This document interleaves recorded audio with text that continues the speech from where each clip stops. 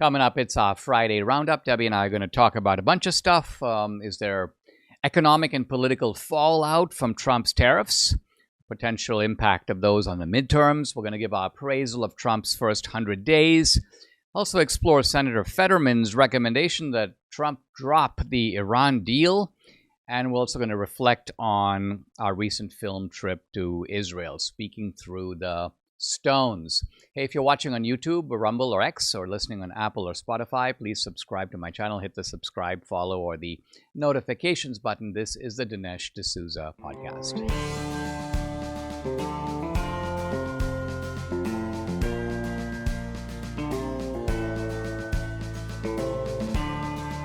America needs this voice.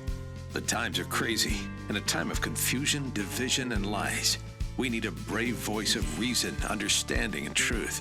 This is the Dinesh D'Souza podcast. Debbie and I are excited about our Friday Roundup. And, honey, we're going to talk quite a bit about our trip to Israel.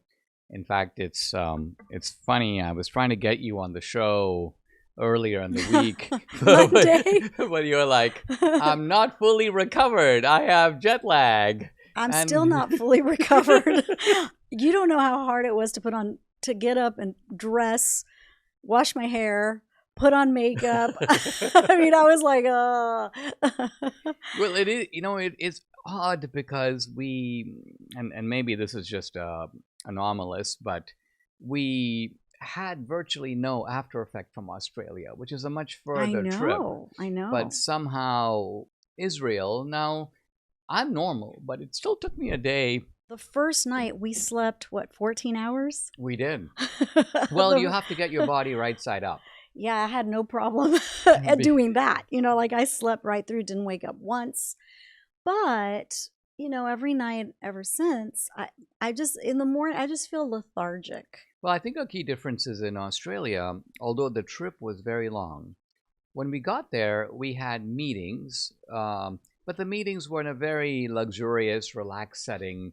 And obviously, how long are you going to meet for? It's just going to be an hour here or maybe an hour there.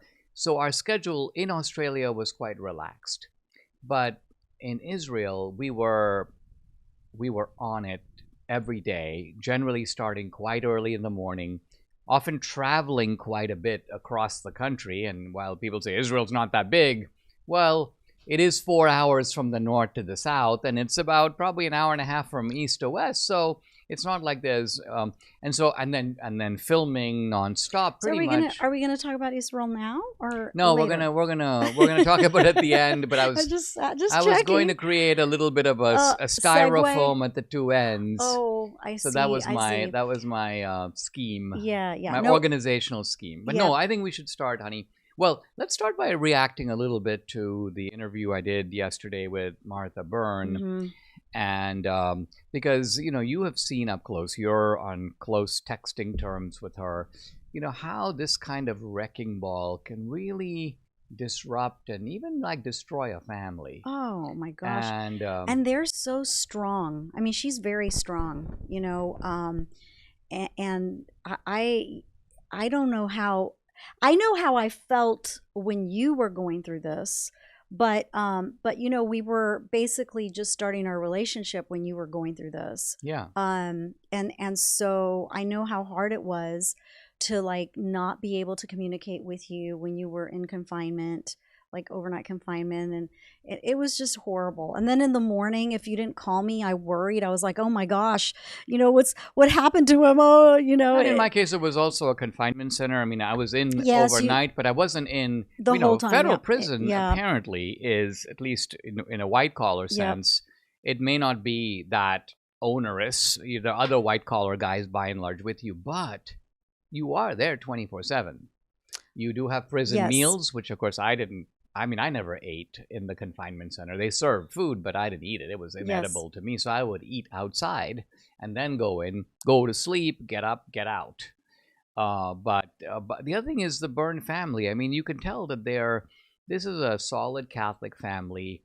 They live in New Jersey. They're very straight-laced. They're salt of the earth. we met Mike McMahon, a really nice guy, and from what I can see in this case, he did nothing wrong. I mean, it's not like in my case, I shouldn't have exceeded the campaign finance law, so I did do something wrong. My penalty exceeded the crime, but there was an offense. This guy, as far as I can see, No offense. no offense. No. He did it by the book. No. And he is getting the shaft. He got torpedoed, and he was the sacrificial lamb. And you know, had this case come up 10 years ago, and people said to me, you know, Dinesh, the FBI lied, and the prosecutors lied, and they suppressed evidence, I would be reluctant to believe it. But, you know, I've been through it. You've been through it. Through my case, we've now seen other cases. January 6th, we made the movie Police State. So all of this now through that lens, this is a gross injustice. Injustice, big. I mean, you know, it reminds me a little bit about, you know, with our friend. Oh my gosh, lost my train of thought. You know, and her beautiful baby, and Bevelyn. Yeah. Bevelyn Beatty Williams. Yes, because she didn't do anything either. No. She did nothing, and they took her to federal prison because she got a preposterous sentence. She was the sacrificial. You know, they sacrificed that Roe v. Wade decision on her. Basically, she was the face of their like rage. She was. And that's the only reason she got what she got, because they were fuming over Roe v. Wade. Fuming. So they were like, we've got to stick it to these people, you know? And it didn't matter to them that she was black. It didn't matter to them that she had a 2-year-old kid. It didn't matter to them that she had an intact family, not so common in the black community. It's like, no problem. We will take out our vengeance on her. And something similar is happening here. That's right. Which is that the government they should be going after these corrupt Chinese guys who are doing business in this country. And what they do is they go after the guy who was hired as a private detective. He had no idea what he was involved in, because you're given a task, you're paid a fee. He did what he was told. He did nothing illegal, and boom, they lower the on him. Yep. No, for sure. I mean, it's infuriating, and I hope and pray that Trump sees this for what it is, and that he quickly gives him a pardon. I hope so. It's hard to get a pardon, as you know. And in fact, I remember I told you when I got my pardon, I called up Ben Brafman, one of the most prominent New York attorneys, now close to retirement. But I said, hey, Ben, I got this presidential pardon. Now, what do I do? What happens next? And he was like, Dinesh, he's like, in my entire career representing so many celebrities and so on, he goes, I've never heard of anybody getting a presidential pardon. So this is it's a Hail Mary pass. It's hard to get. And yet, I think Martha's best chance is that this is something similar has happened to Trump himself. Yeah. So if there's one thing that he is like alert to, it is this type of sacrificial lawfare that targets people who are innocent. But also, you know, as Martha pointed out, he was an NYPD officer who actually, his brother just passed away because he got that lung disease or cancer from 9/11. He was at the site, and so was Mike. And Mike has something that he got from being there with those ashes and everything. So Mike is not healthy. So he's taking medication. He may not be able to get it while he's in prison. This is very, very bad. This is another reason. Martha didn't even go into that, but it's a travesty if that happens, because, you know, he was a hero on 9/11. We seem to have forgotten 9/11, like everyone. You know, it's such a shame. It really is, because. Well, what I hate is the fact that under, you know, the regime of the left, the best people in the country get targeted, and the worst are allowed to go free.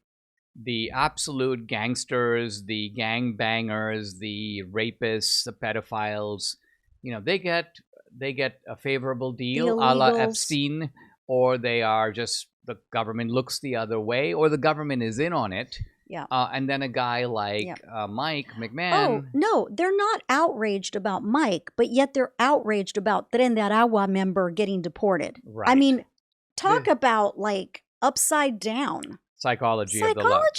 Totally. It's ridiculous. Really Totally. ridiculous. You were saying a little earlier that a Trump-appointed judge in Brownsville Mm-hmm. says that Trump cannot invoke the 1798 law. Was that right? Is that what you were talking about? Yes, yes. He just said he cannot do it. That he's forbidden to do it. So let's take in the big picture of this, right? Mhm. Because all these judges were completely silent when Biden was letting these illegals in. So let's follow the Exactly. logic of it. Biden evidently has the discretionary authority to circumvent the immigration laws and, in the guise of enforcement, to decide we're not going to enforce this, we're not going to enforce that, we're going to let all these people in. Trump comes in with an electoral mandate to send those people home, and he's not even sending all of them home. He's just focusing on the criminal ones. And judge after judge after judge says, in effect, you can't do it.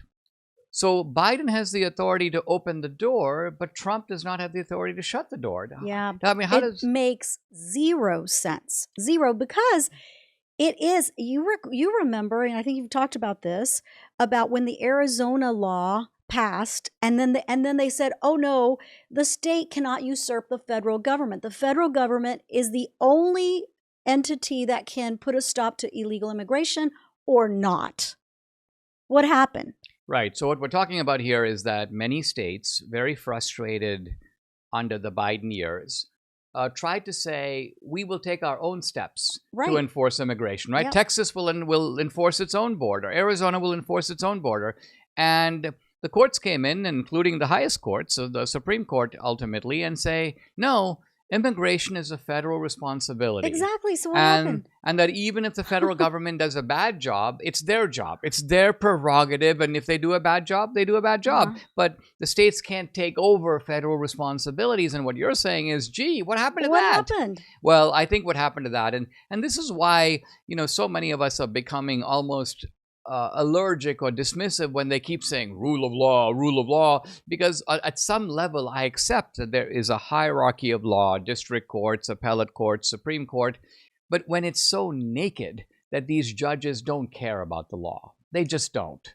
They must not. Yeah, Trump could basically, But this Trump appointee, that's interesting. No, because honey, is it because he's on the border? No, what is it? It is the nature of the process. So Trump doesn't personally know these judges, right? An opening comes up, and this probably goes back to Trump 2016, right?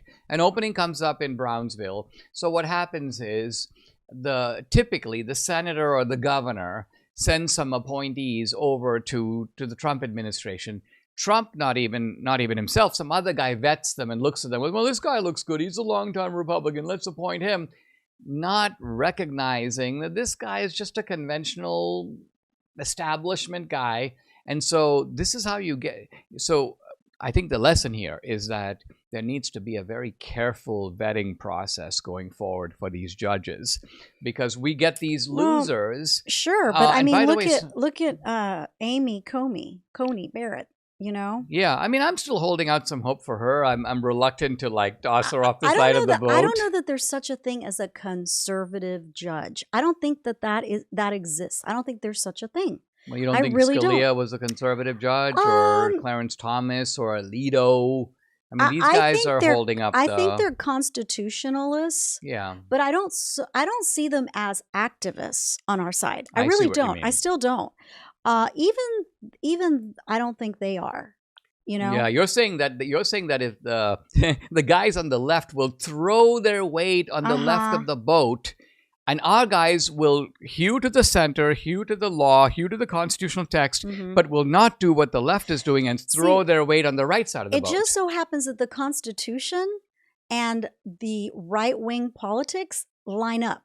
They're the same. It's country first. It's, America. But not always. And let me give you an example of why. Oh. Let's say, for example, that Biden does something that's really bad, but is constitutional. Okay. Now, we know there was some shenanigans under Obama with regard to Justice Roberts, but let's say that Obamacare passed through the Congress, was signed by Obama, right? So no conservative judge is going to step in and say, I'm going to put a temporary injunction. I'm going to put a hold on this. I'm going to drag it out as much as I can. I'm going to block it because the judge is going to say it is authorized by the Constitution. So even though Biden did it, even though Obama did it, because the law allows it and the Constitution allows it, they're going to go with it. But the liberals don't do that. The liberals will say, Trump is doing something that is manifestly within his own authority. They know that. But they'll be like, guess what? I happen to be the judge. I can block it temporarily, so I'm going to do that. Unfortunately, with Obamacare, that's not what happened. No, with Obamacare, what happened is that it's almost like Roberts was very eager to let it through. Mm-hmm. So he conjured up a plausible reason to allow it, even though that was manifestly not the stated reason for the law. I mean, you know how we all came down on him when he did that. We're like, how in the world? How dare you do that? It was truly appalling. It was appalling. It was truly appalling. And we have suffered the consequences. And you know that when these things go through, how difficult they are to undo, and to this day we haven't undone it. In fact, Republicans have campaigned to undo Obamacare. I think that is like, did anyone this time around campaign against that? Like, we're going to undo Obamacare? I don't remember anybody, not even Trump, talking about that. No, I think that's right. I think it's like once it's there, these entitlements, all of this, it stays. It stays. This July, there's a global summit of BRICS nations in Rio de Janeiro, the bloc of emerging superpowers, including China, Russia, India, Iran. They're meeting with the goal of displacing the US dollar as the global currency. They're calling this the Rio Reset. Now, as BRICS nations push forward with their plans, global demand for US dollars could decrease, and that would bring down the value of dollars in your savings. While this transition doesn't happen overnight, the Rio Reset in July marks a pivotal moment when BRICS objectives may move decisively from theoretical possibility toward reality. So learn if diversifying your savings into gold, like I did, is right for you. Birch Gold Group can help you to move your hard-earned savings into a tax-sheltered IRA in precious metals. Claim your free information kit on gold by texting my name, Dinesh, to 989898. Birch Gold has an A-plus rating with the Better Business Bureau. Tens of thousands of happy customers. Let Birch Gold arm you with a free, no-obligation information kit on owning gold before July and the Rio Reset. Text Dinesh to 989898 today. In the Soviet Union, totalitarianism came with gulags, secret police, brute force, but in the West it looks different. It's soft, it's subtle, it comes cloaked in compassion and compliance. Live Not by Lies by Angel Studios is a new docuseries that exposes how this soft totalitarianism is already taking root in America and beyond. Based on Rod Dreher's best-selling book, the series shares the testimonies of men and women who lived through communist regimes and now see disturbing parallels in today's world. They warn of the dangers of conformity, the erosion of religious freedom, and the rise of ideological control in schools and business. But this isn't just a warning, it's a call to action, a reminder that truth is worth standing for. If you care about faith, family, and freedom, Live Not by Lies is required viewing and only available on Angel Guild. Join today by visiting angel.com/Dinesh and stream Live Not by Lies along with hundreds of other films and shows. That's angel.com/Dinesh. Let's talk about Trump and the first 100 days.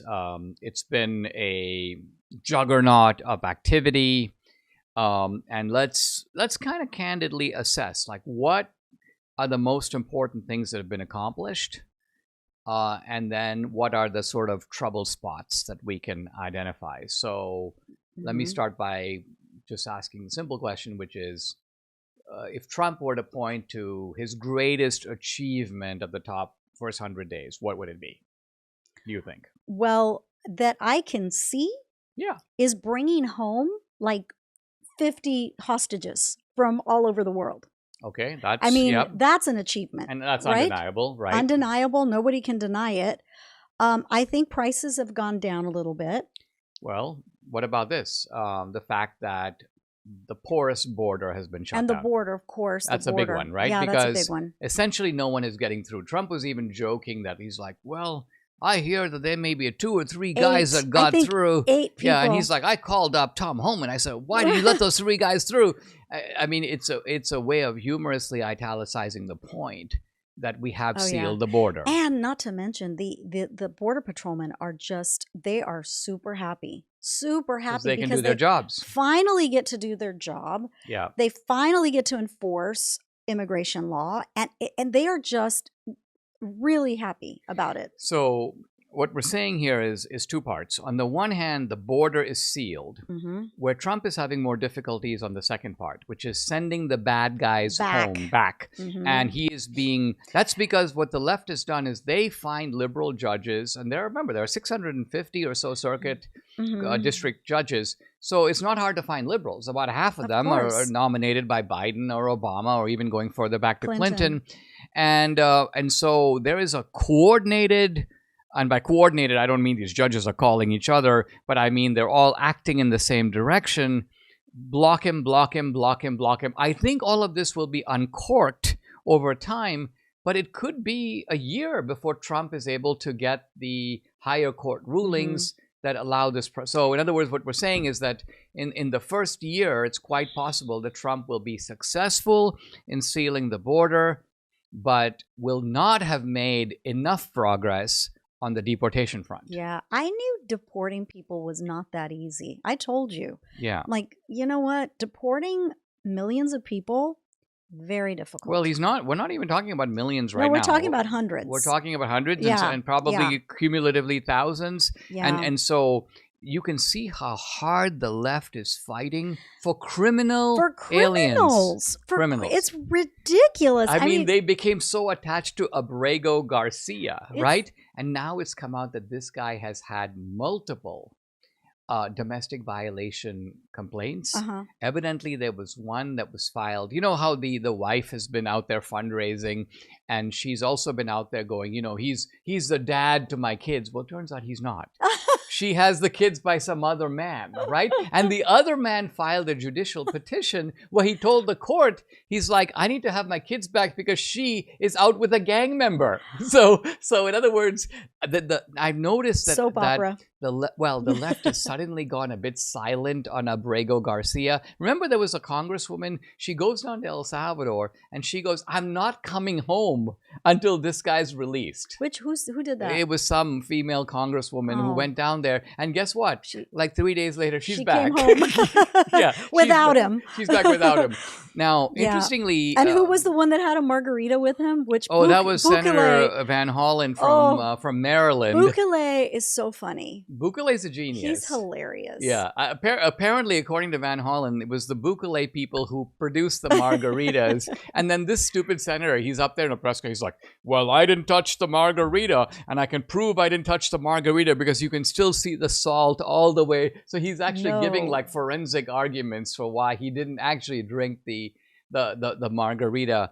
But Bukele's made it really clear. He's like, listen, I'm not sending this guy back. And here's the point. The guy is a Salvadoran citizen. He's from El Salvador. Yeah, this is not a case where they grab some guy and send him to a third country. And MS-13 originated in El Salvador. In El Salvador. So, here's the other thing that's going on, and on the side of the Democrats and the media, all of this nonsense about you're deporting a 2-year-old and a 4-year-old without due process. Right? It's worth noting that no 2-year-old or 4-year-old has been deported. By and large, what's happening is criminal illegals are being deported. Now, in some cases, they have had kids in this country. So you've got a 2-year-old or a 4-year-old kid. Now, no one's deporting the kid. They're just deporting you. You have the choice to take your kid or not, right? Now, remember, this kind of separation, if you will, happens to criminal families all the time, right? And so the idea that they don't go to jail with their parents. They don't go to jail. No, that's true. So the point here is that if you're deported, you have a choice. And most of these people, I mean, obviously this is the logical choice, is I'm going to take my 2-year-old with me. So the 2-year-old is going not because there's a legal deportation on the 2-year-old. There's only a legal deportation on the parent.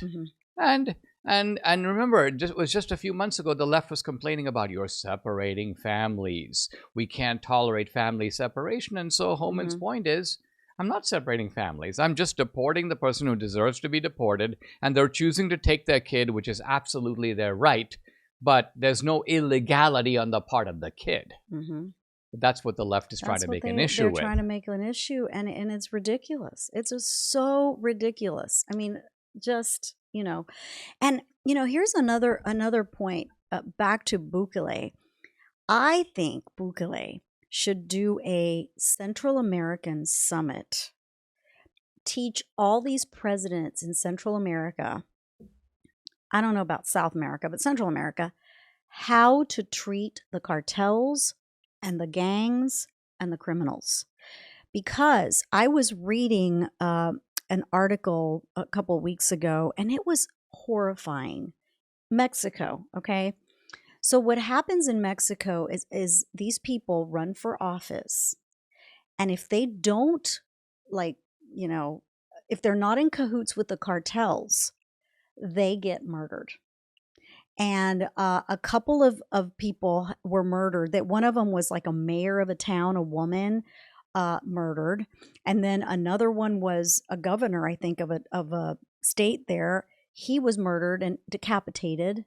And, it's really scary to live in a place where these gangs, these cartels, rule the coop. I mean, when they rule. So if I was someone that lived there, I would want to escape that. Right. And that's why we've had a lot of people come to America. I know people don't want to hear this because the reality of illegal immigration is it's illegal. You can't do it.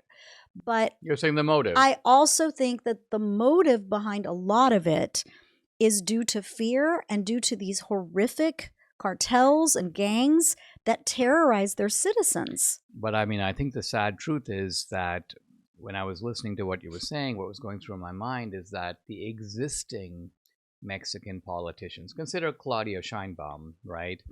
And if it is the case that you cannot rise up through Mexican politics without making a deal with the cartels, it follows, as night follows day, that that's what she's done. Okay, but if she doesn't do that, guess where her head's going to be? No, exactly. On a platter. Exactly. Right? Now, what Bukele is saying, which is right, is it doesn't have to be this way. What he's saying is that, and maybe what he's saying is, you know what, you need to have a bit of a tough guy like me who's not scared, because what I will do is I will mobilize the Mexican army. I will go after these cartels. I will shoot to kill. I will find people who are in the army who are in league with the cartels, and I will put them in jail. And I will put them in jail similar to the jail we've got in El Salvador. I mean, he's showing that there is another way. There is. They may not take that way because they're too compromised. Yeah, I think it might be too late for the Mexican Meaning government. the influence is I think so... it's already deep. It's too deep. Right. The termites have taken over the building. That's right. And the infestation is just too deep, I think. But it's interesting that I sent you a list of countries that are on the do not travel list. Right. And El Salvador is one of them, which I thought was interesting. Mexico wasn't even on that list. And that's very strange, particularly coming from the Trump State Department, because, I mean, we have seen that you have in El Salvador today really nice resorts. You have peaceful streets. You have a lot of companies are relocating, or if not relocating, they're at least opening up offices in El Salvador. So with Bukele, it's not simply a matter of I'll take the gang members off the street. He wants to create a kind of Zurich or a Singapore or a Dubai in El Salvador. A magnet for entrepreneurship, a safe place for tourists, a pleasant place where people want to go. Yeah. And we've talked about going to see for ourselves. And then when I saw this, I was like, maybe not. Maybe not. I don't know. Well, I do think that if we do go, we might want to have security just in case, because it is a little scary. Going to Central America is scary. When I went to Guatemala with the, medical missions back when I used to go, it was a little scary going to the airport and, landing and all that, because you see all these men with machine guns everywhere. And you're like, I guess there's a reason why they have these machine guns. Well, on the surface, it's there to protect you, right? Yeah. But you're always worried who's really paying that Yeah, guy, right? Or exactly. who's paying him on the side, Exactly. or what happens if I get apprehended? What Yeah. kind of rights do I even have, and do they even need an excuse to do that? Yeah. And will the U.S. Embassy be able to help me? All Yeah. those. I all always those- thought about those things, especially because we would walk from where we were staying to the hospital that we were in.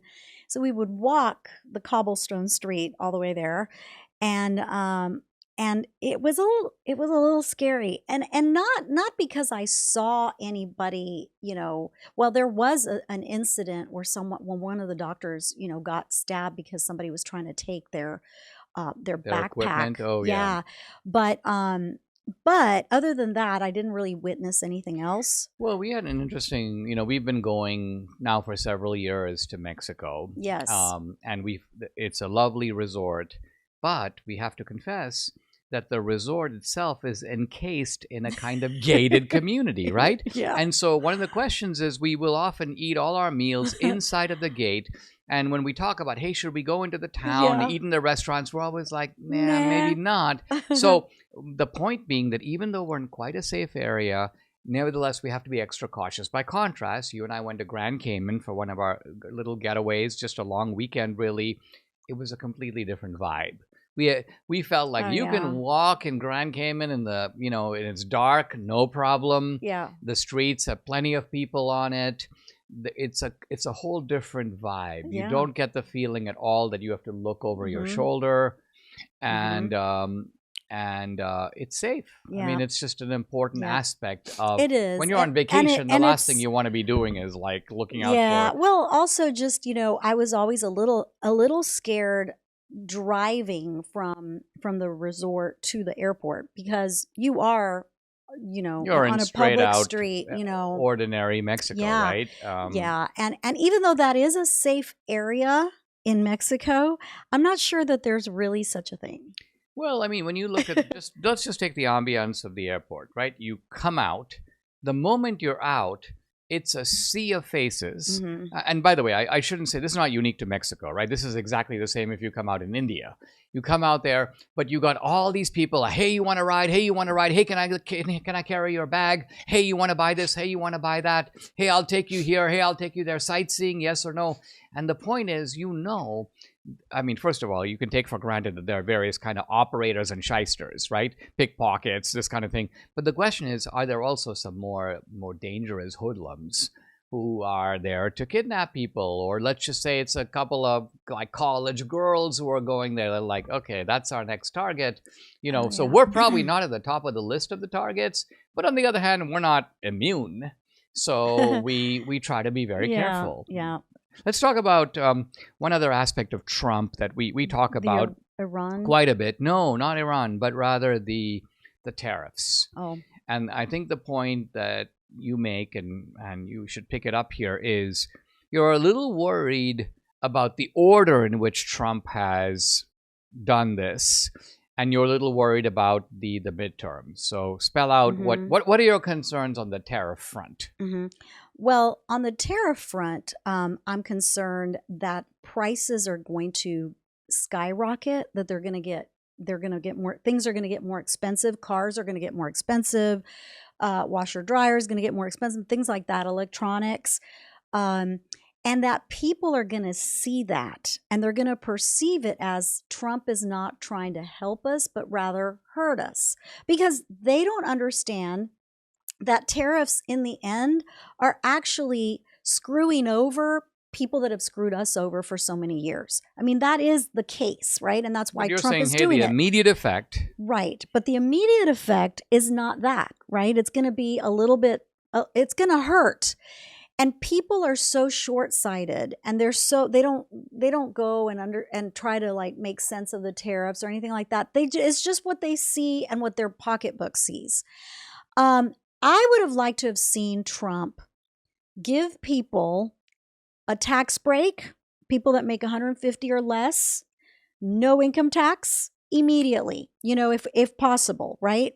That is like first and foremost, before these tariffs. And think of how difficult that is to oppose politically. Exactly. Right? If Trump were to come out and say, basically, no income tax below 150,000, we're going to be getting the money from tariffs. Exactly. People would be more than on board. Oh, totally. But when he does it the other way, people are like, wait a minute, what happened I don't here? get any tax benefit, and I'm paying more. And I'm paying more. So they don't see the benefit.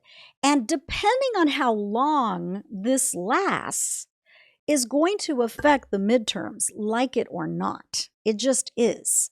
And, you know, when people go to the polls, they're going to be like, well, let me see. Am I better off today than I was 2 years ago when Trump came into office? Not really. I think I'm going to give the Democrats a chance again. And I'm just afraid that people are that dumb that they would do that. You know, to look at the example of Reagan, he took a big gamble right after he came in on kind of the same.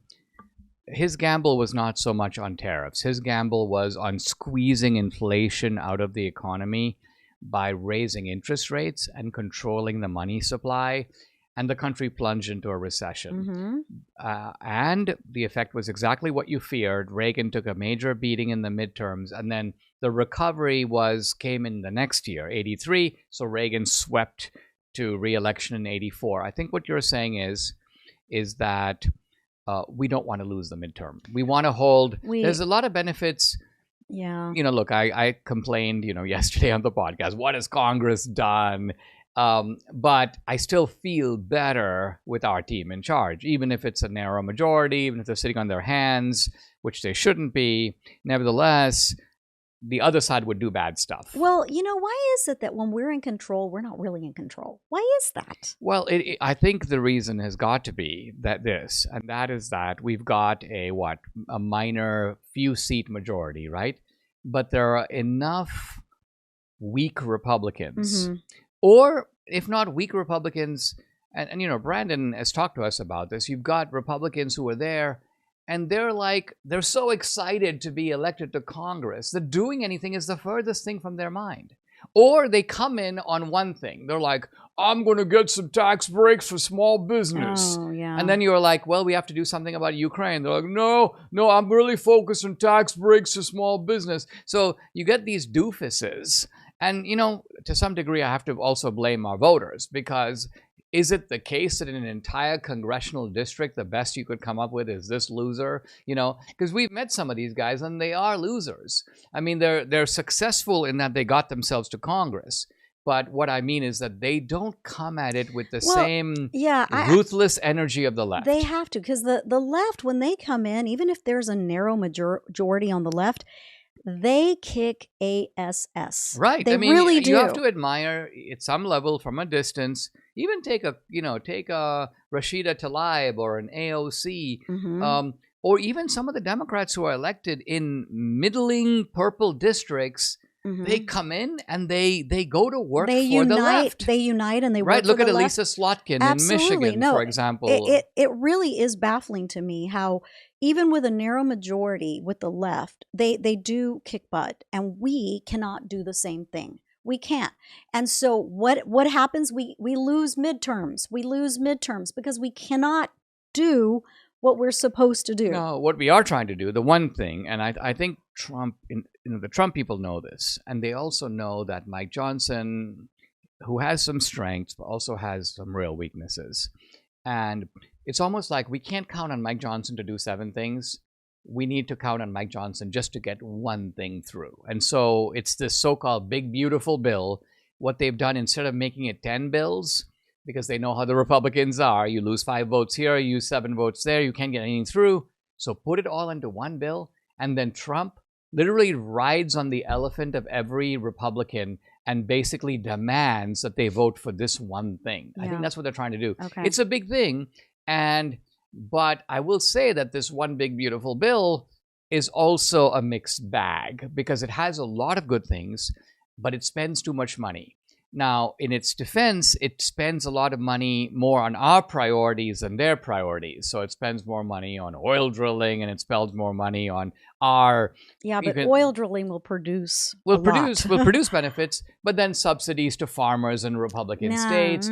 I mean, these are a lot of... And then the hardcore Republicans like a Chip Roy, like a Massey, are going to say, we hate this bill because it adds to the deficit. We should be reducing the deficit and the debt. Instead, we're going in the other direction. Well, I mean, do farmers understand that we don't have money? Do they understand that? Unfortunately, the logic of democratic politics, and to me, this is a big strike against democracy, is that no one cares. Because what happens is that you give these farmers ethanol subsidies, or you give them soybean subsidies, or you give them, and they start corn subsidies. And think about it. We all know how bad high fructose corn syrup is, right? We're actually giving farmers subsidies to produce do that. This. So right. Why? Because why do we need seed oils? I thought we were getting rid of seed oils. Now we're actually going to buy more seed oils? This is the point, is that what we do is we pay farmers sometimes to produce, and honestly, sometimes not to produce. Can you think about the insanity of this? You pay someone not to produce. Why? Because if you produce too much, the prices will come down. Then the farmers go, the prices are too low. So we pay them not to. So this is all a reflection of the mess the country is in. And frankly, even Republicans are uneasy in knowing how to deal with it. Because think about it. Joni Ernst is the senator from Kansas, right? She is very pro. Is she from Kansas? I thought she was not from Kansas. Oh no, she's from Iowa. I'm sorry. Yeah, I get okay. So, but the Iowa logic also applies. produces. I was going to say logic applies to the Midwest. A lot of the Midwest generally is you've got Republican senators who have a stake in continuing these benefits. It helps them get reelected. It keeps the farmers on their side. They like to be seen as a champion of farmers. And see, this is actually a bad way to think. Right? Because you shouldn't be a champion of farmers, right? You should be a protector of the system of the free market.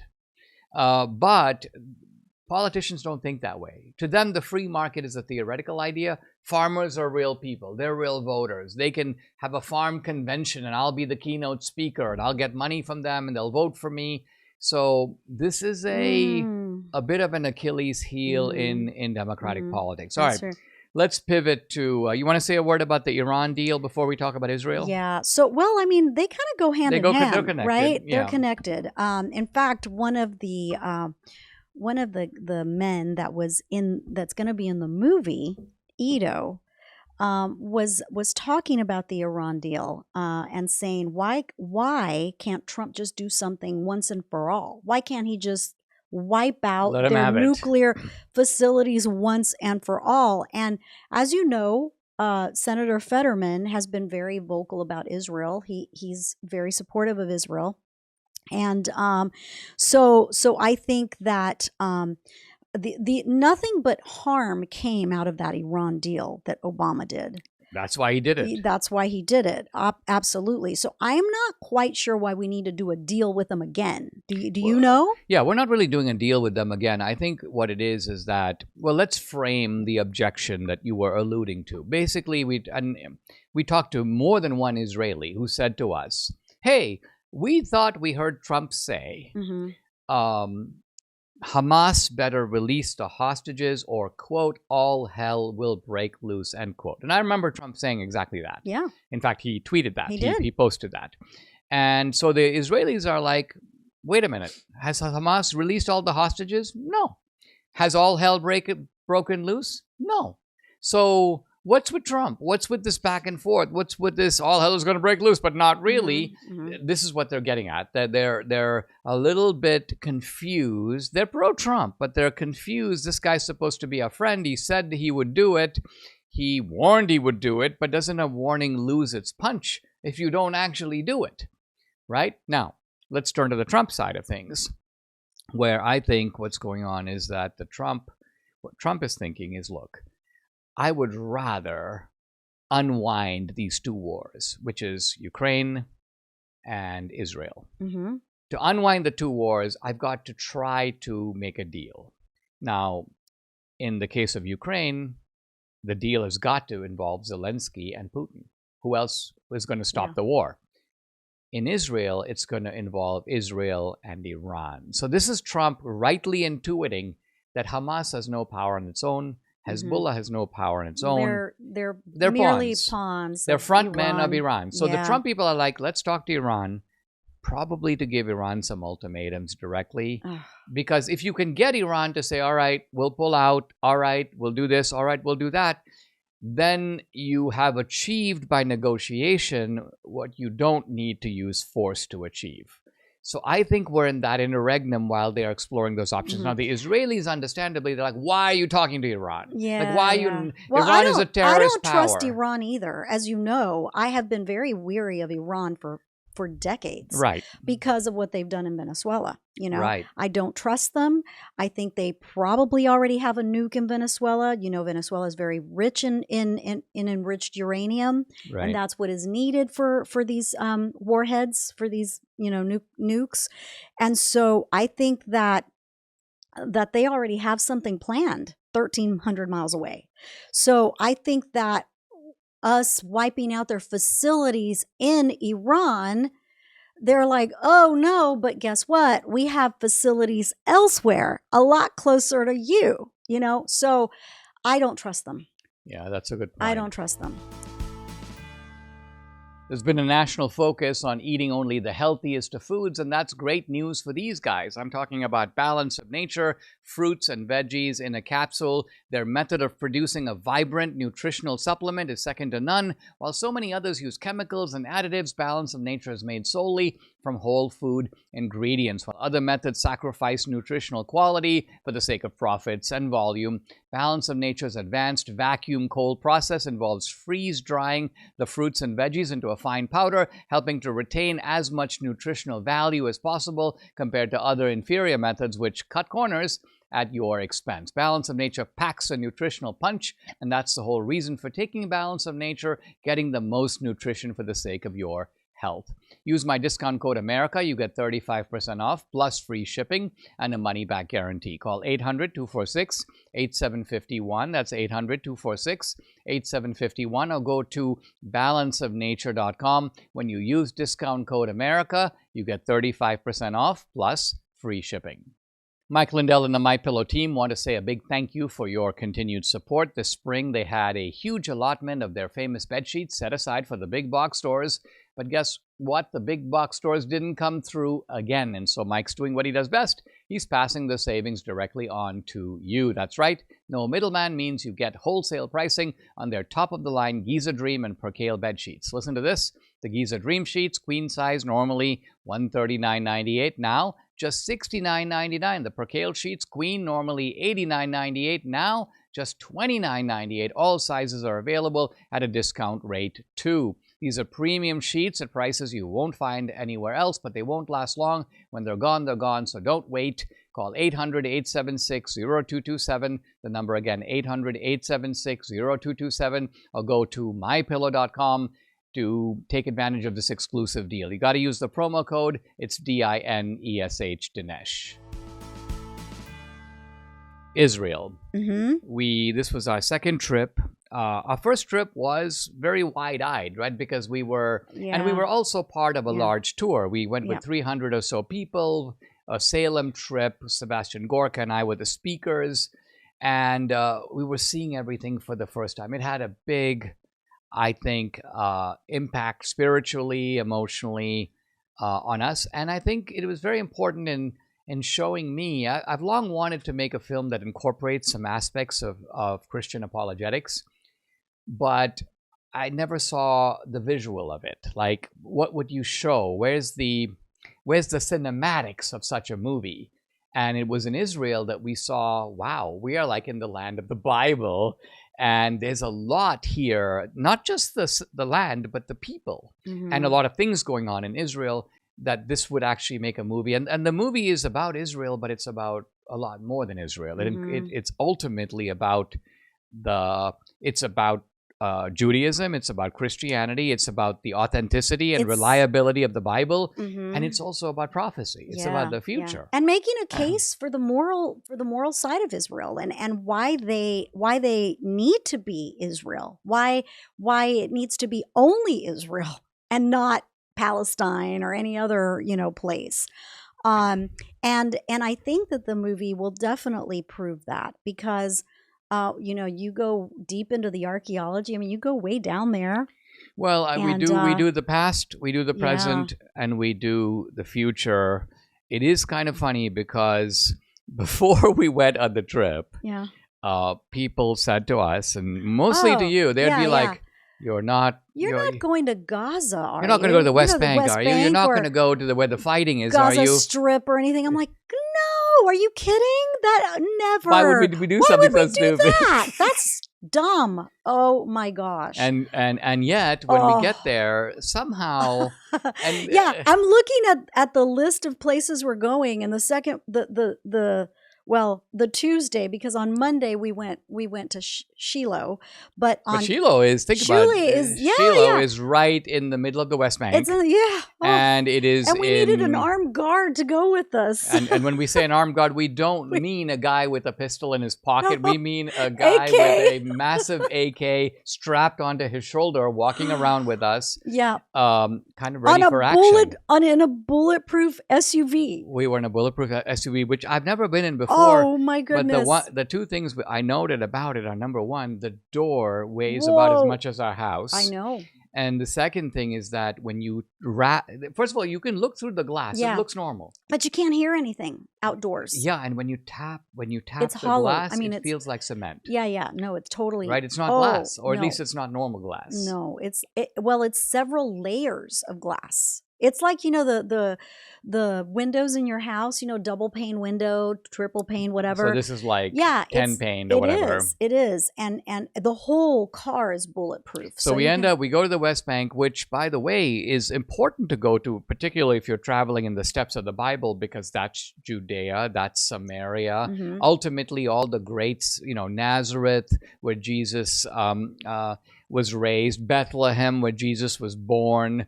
And the site of the first tabernacle, which was amazing. Right, which is Shiloh. And then later, unbelievably, we go to the Gaza border. Yeah. So when I saw the second day, it said Gaza, the kibbutz, and the Nova Festival site. And I was like, you've got to be kidding me.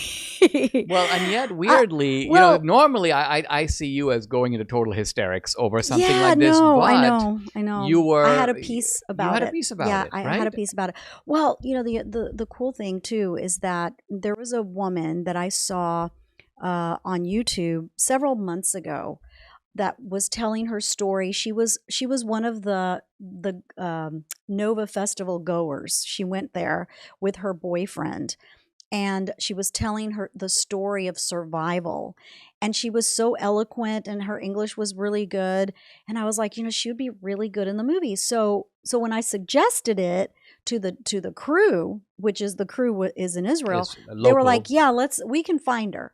And so, but I thought she was going to come to Jerusalem, and we were going to be like in a little room overlooking the city of David. But no, I mean, just if you think about it from a movie point of view, we are back on the Nova site. Yes. Right? She was there. Yes. Not only was she there, she was, and we won't go into the details of this because we're going to save it for the movie, but let's just say she was in a gruesome situation. And for her to come back and to some degree relive it, it's amazing stuff. Yeah. And then the kibbutz you're talking about, the kibbutz is a few hundred feet from the Gaza border. Yes. And not only that, but as we are in the kibbutz having a conversation, we can hear bombs and machine guns and machine gun fire, which is going on within earshot. Yeah. So, you said to me, that means people are being killed right now. Yeah. And that means that buildings are being blown up. And I saw a video of that very thing happening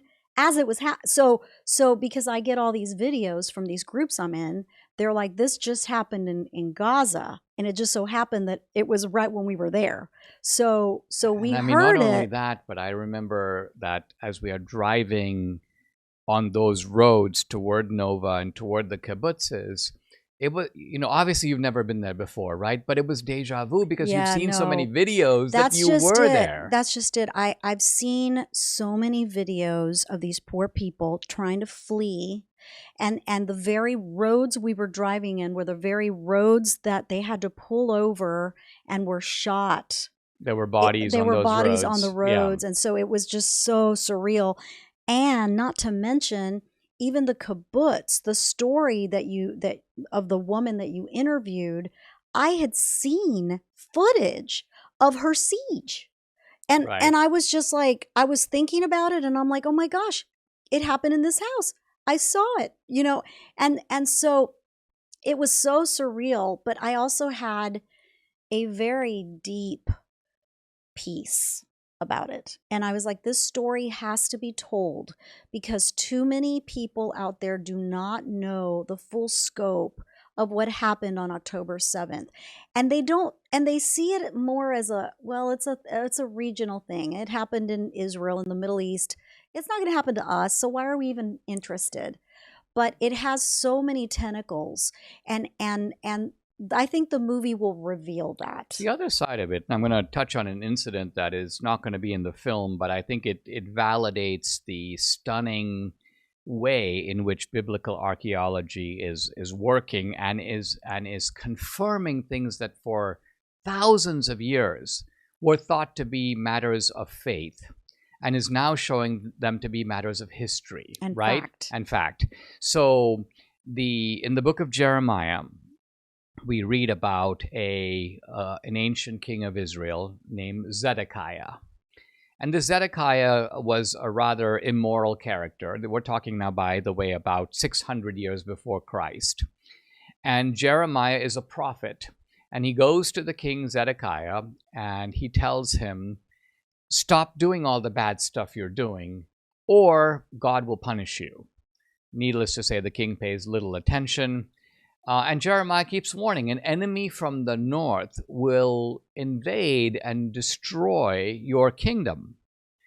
And again, the king pays no attention. And but Jeremiah keeps up his warnings. Now, there is a courtier in the court of the king who has the weird name Jehukal. They're all weird names. Okay? They're all weird names. But he's Jehukal, son of Shelemiah, something like that. Jehukal, son of Shelemiah. And this guy gets word about the preachings of Jeremiah. He goes to the king and he says, kill that man. Kill the prophet. The king decides not to do it. Mm-hmm. But just as Jeremiah predicts, there is a massive invasion of the kingdom. The invasion does come from the north. The king's family is killed. The king loses his kingdom. The northern part of Israel, called Judah, is overtaken. Jeremiah himself becomes an exile and has to flee along with all the other Israelites. Now, why am I saying all this? Because recently a seal is found in Jerusalem, and it bears a name that, if you didn't know the Bible, would mean nothing to you, right? And what is a seal? The seal is when you send a private document, you stamp on it a clay seal, and because of the material used, the clay, it gets preserved. It's preserved over long periods of time, and many of these seals have now been found. Obviously, they didn't know that. Yeah. So a prominent Israeli archaeologist finds a seal, and the name on the seal is Jehukal, son of Shelemiah. So think about this. A biblical character, not even a major character, but someone mentioned in the Old Testament, the exact name, the exact guy. And what does that tell you? That tells you that there was a Jehukal, son of Shelemiah, without a doubt. It tells you without a doubt that there was a king, Zedekiah, and without a doubt there was a prophet, Jeremiah. That whole biblical story has been verified in a most unexpected and stunning way. Amazing. Subscribe to the Dinesh D'Souza podcast on Apple, Google, and Spotify, or watch on Rumble, YouTube, and SalemNow.com.